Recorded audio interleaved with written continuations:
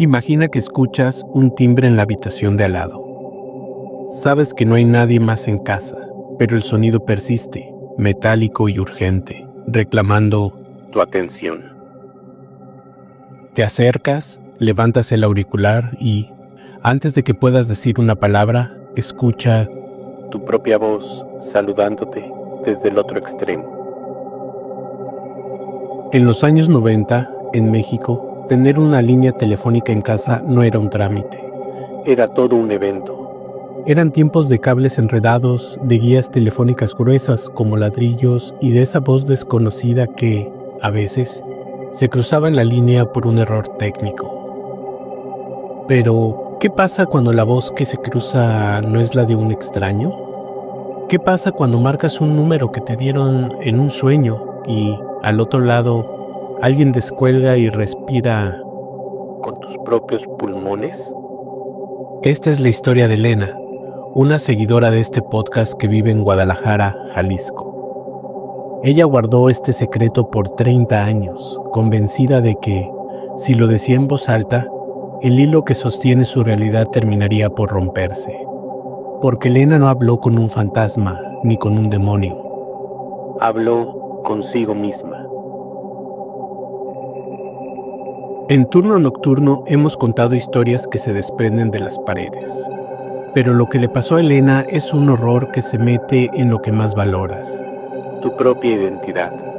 ¿Qué harías si descubres que hay alguien viviendo exactamente tu misma vida, compartiendo tus mismos recuerdos y tus mismos objetos, pero al otro lado de un cable de cobre? JM, ¿cómo te explico?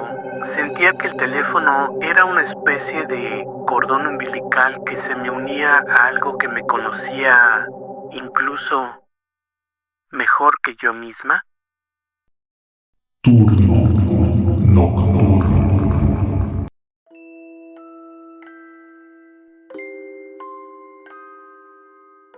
Soy JM, y lo que vas a escuchar hoy le sucedió a Elena a inicios de los 90, después de mudarse de casa. Todo comenzó con un sueño. En él, la visitaban los técnicos, quienes le daban su nuevo número de teléfono, el 36 14 55 89. Elena despertó con el número grabado en la mente. Lo escribió en un papel, lo colocó en una vieja agenda y lo olvidó dentro de un cajón. Un par de meses después, instalaron, al fin, su línea. El número, por supuesto, era uno distinto. Ella estaba emocionada por el suceso y, cuando los técnicos se retiraron, buscó rápidamente su agenda para llamar a su familia. La abrió y, sobre sus piernas, cayó un papelito doblado. Lo abrió y ahí estaba, garabateado, el 36 14 55 89. ¿Y si llamo? Levantó el auricular y marcó.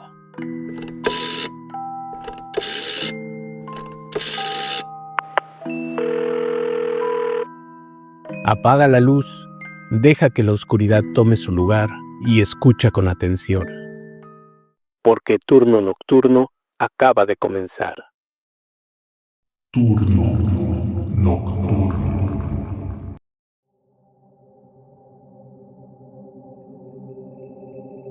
Al tercer timbrazo, ¿bueno? Alguien respondió. Elena colgó de inmediato, no se atrevió a hablar. Pero la curiosidad la hizo marcar de nuevo. Y, una vez más, al tercer timbrazo, ¿bueno? Elena notó un tono familiar en la voz. Parecía una vecina, una señora educada. Le preguntó si llamaba al número 36 14 55 89 y la mujer confirmó con una amabilidad que, por alguna razón, le revolvió el estómago. Empezamos a hablar de forma normal sobre cualquier cosa, el clima, las noticias, lo que sea, pero yo me sentía inquieta, y más cuando noté que la mujer decía frases que yo suelo decir. Usaba palabras que repito mucho y que la misma gente me dice que son típicas de Elena. Poco a poco, la conversación se volvió un interrogatorio. ¿Usted es de por aquí?, preguntó Elena. Sí, de toda la vida, respondió la mujer. No cambiaría a Guadalajara por nada, y por eso estoy aquí sentada en la sala, viendo cómo entra el sol por el ventanal de madera.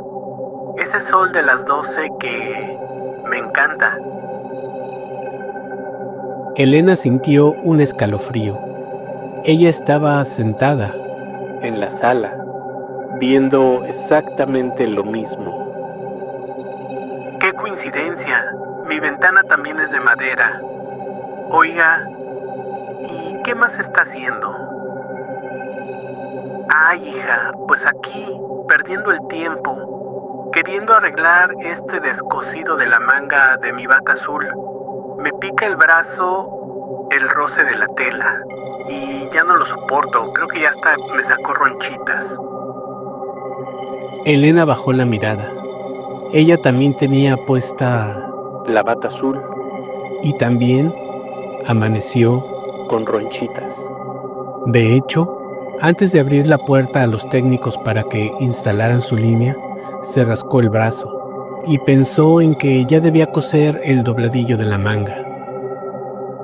Oiga, insistió Elena, apretando el cable enredado del teléfono.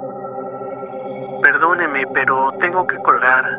Creo que no está bien cerrada la llave de la cocina y esa gota no deja de caer. La mujer soltó una risita seca. Una que Elena reconoció como su propio gesto cuando está nerviosa. No es la tubería, hija, respondió la voz. Es el calentador que ya está viejo. Tienes que darle un golpe para que deje de gotear. En mi casa sucede lo mismo y justo... Elena escuchó un golpe. Justo acabo de resolverlo. Elena sintió que las piernas le fallaban. Ella sabía que era el calentador. Se lo dijeron cuando compró la casa y acababa de escuchar un golpe que hizo que la gota dejara de caer. Sí, eso haré, señora, respondió, con la respiración cada vez más cortada.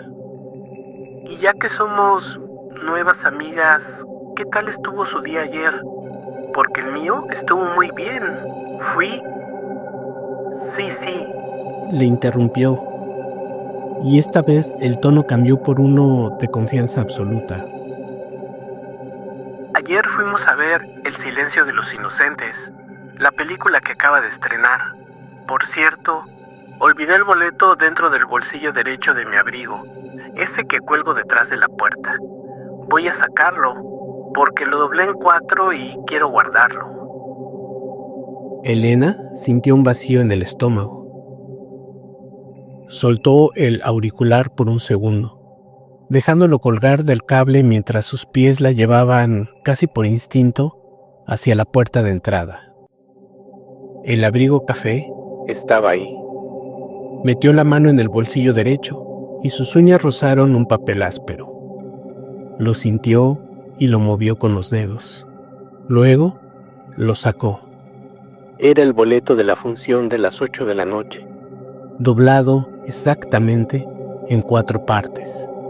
Olía a palomitas. Regresó al teléfono, con el boleto estrujado en el puño, y supo que ya no podía colgar. Tenía que saber quién o qué estaba viviendo su vida, así que decidió ir por todo. Ya hemos platicado un buen rato, señora, y aún no sé su nombre. La otra mujer no respondió de inmediato.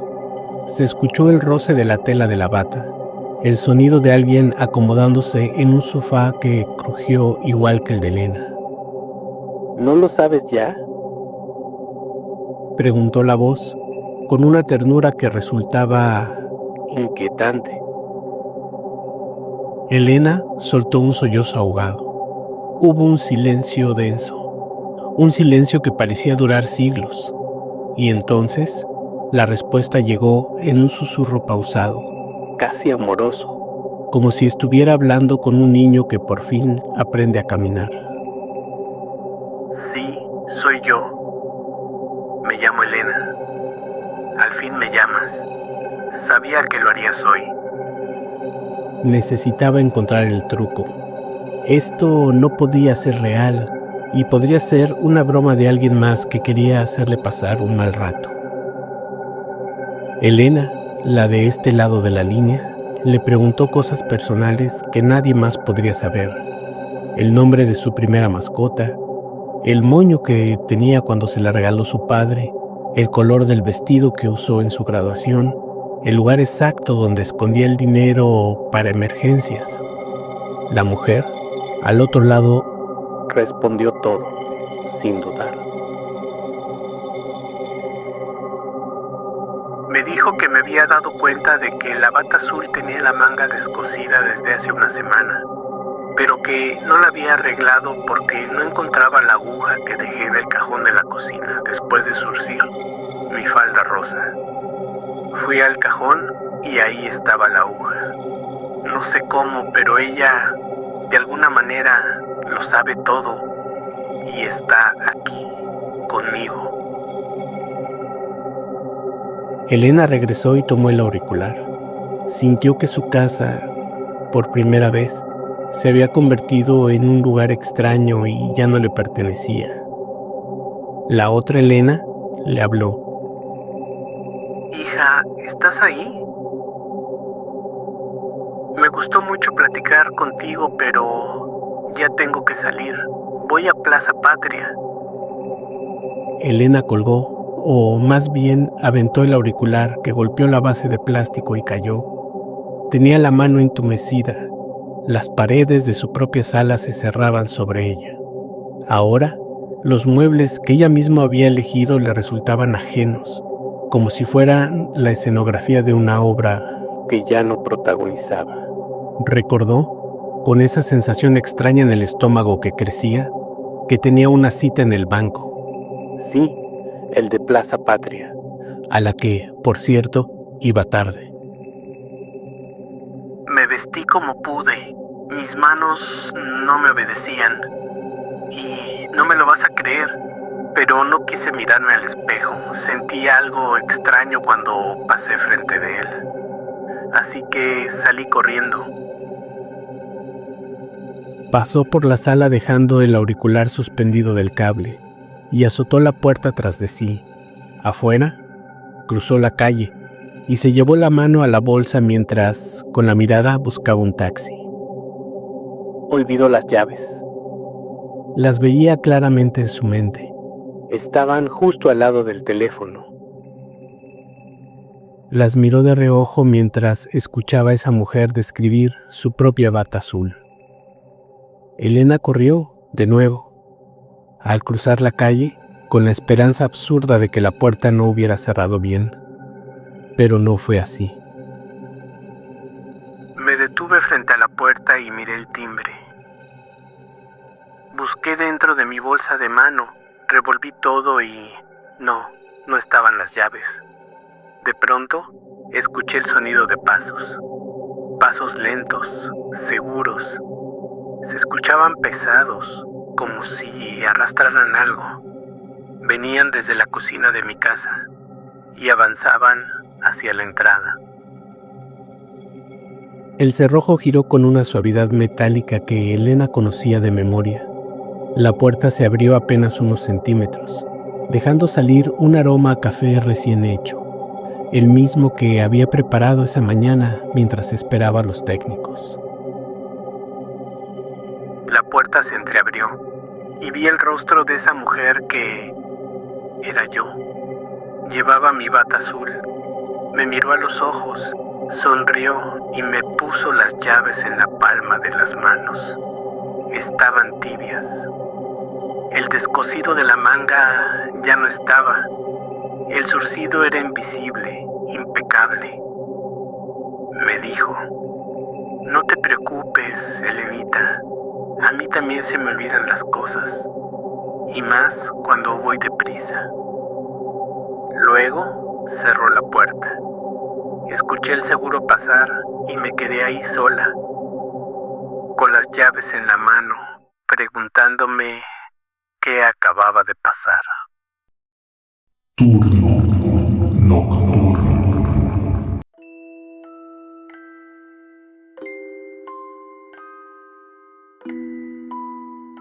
Elena nunca volvió a marcar el 36 14 55 89.